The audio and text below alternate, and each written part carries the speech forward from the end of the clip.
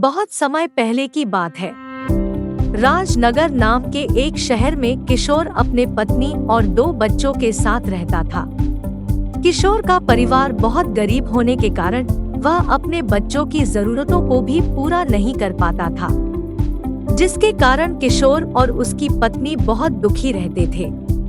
वे हमेशा यही सोचते थे कि कैसे हम अपने बच्चों की जरूरतों को पूरा कर पाएंगे। किशोर मजदूरी का काम करके अपने परिवार का पेट पालता था।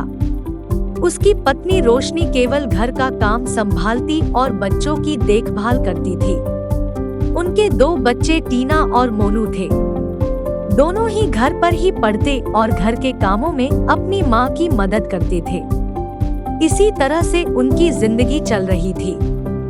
इस परिवार के पास पैसे तो नहीं थे, पर वे दिल के साफ और सच्चे इंसान थे। भगवान में बहुत आस्था होने के साथ साथ ये लोग पूजा भी रोज करते थे। एक दिन किशोर और रोशनी आपस में बात कर रहे थे। रोशनी बोली, रक्षाबंधन आने वाला है, हमारे पास तो पैसे भी नहीं है, हम लोग रक्षाबंधन कैसे मनाएंगे? कुछ देर सोचने के बाद किशोर बोला, तुम भी काम करना शुरू क्यों नहीं करती हो?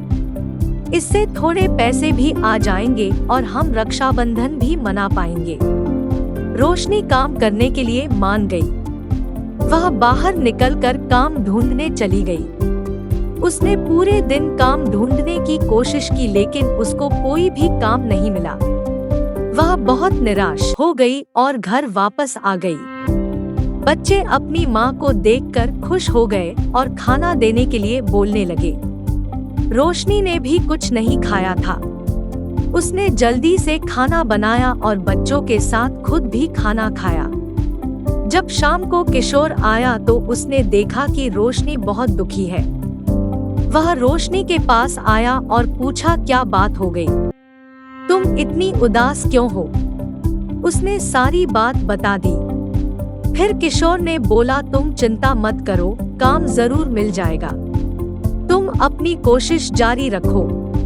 किशोर के काम पर जाने के बाद उसने बच्चों के लिए खाना बना दिया ताकि बच्चे भूखे नहीं रहे। उसने अपने दोनों बच्चों को बोला, जब भूख लगे तो खाना खा लेना।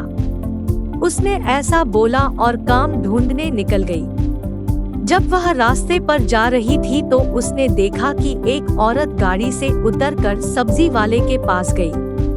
उसने कुछ सब्जी खरीदी और सब्जी वाले को पैसे दिए।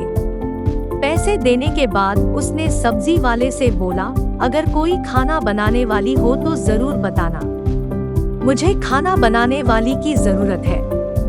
यह सब देखकर रोशनी तुरंत उस औरत के पास गई और उससे बोली, मैडम मैं काम ढूंढ रही हूँ, मैं अच्छा खाना बना लेती हूँ, मुझे काम की बहुत जरूरत है।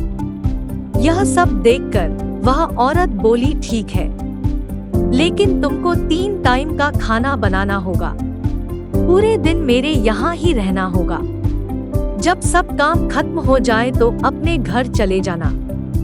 रोशनी खाना बनाने के लिए तैयार तो हो गई, लेकिन बाद में सोचने लगी, बच्चों और पति के लिए खाना कौन बनाएगा? तभी वह औरत बोली, किस सोच में पड़ गई? उसने बोला, कोई बात नहीं है मैडम, बस मेरे बच्चों के बारे में फिक्र हो रही थी। कोई बात नहीं, अपने बच्चों को साथ ले आना। रोशनी खुश हो गई और कल से आने के लिए बोल दिया। कुछ ही देर में वह औरत चली गई। रोशनी बहुत खुश हो गई और खुशी खुशी घर जाने लगी। जब वह घर पहुंची तो उसने देखा कि बच्चे घर पर नहीं थे। वह बहुत परेशान हो गई। वह अपने पति का इंतजार करने लगी। जब किशोर आया तो उसने देखा कि बच्चे घर पर नहीं थे। दोनों पति पत्नी परेशान हो गए। उनको समझ नहीं आ रहा था कि क्या करें। दोनों पूरी रात नहीं सोए थे। वे अपने बच्चों को ढूंढने निकल गए।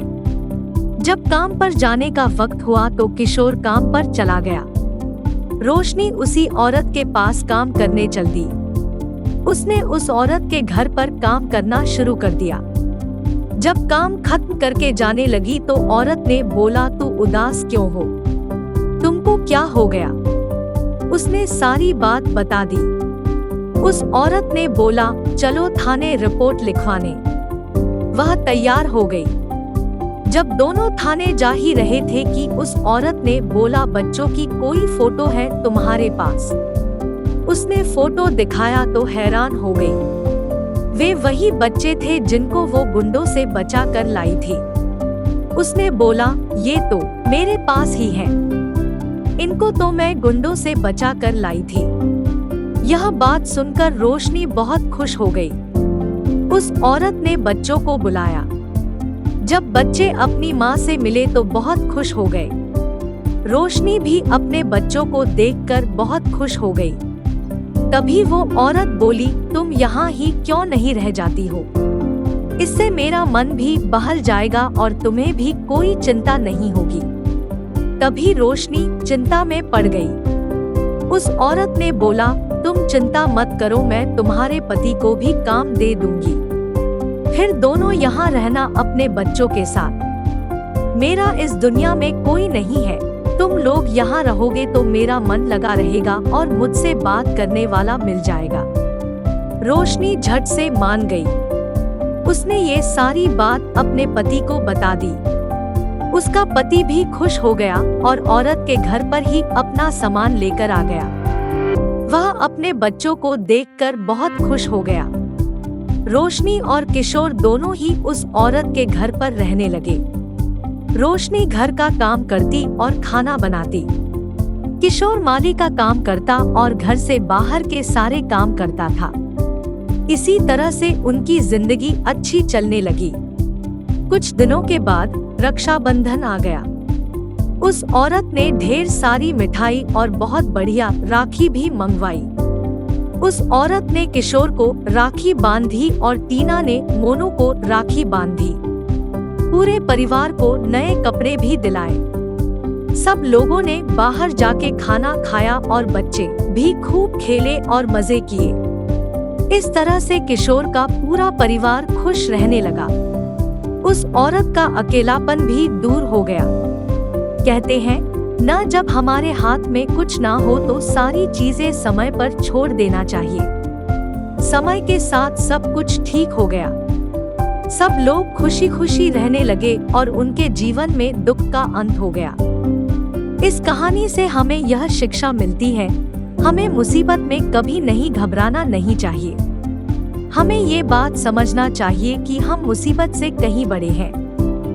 हम किसी भी मुसीबत को हराने का दम रखते हैं।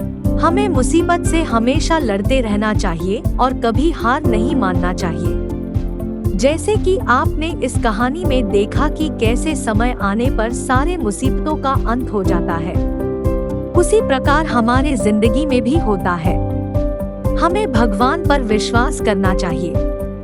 भगवान कभी भी सच्चे आदमी का साथ नहीं छोड़ते हैं। वे किसी न किसी रूप में आकर मुसीबतों का अंत कर ही देते हैं। इसलिए हमें हमेशा खुश रहना चाहिए और एक अच्छा इंसान बनना चाहिए।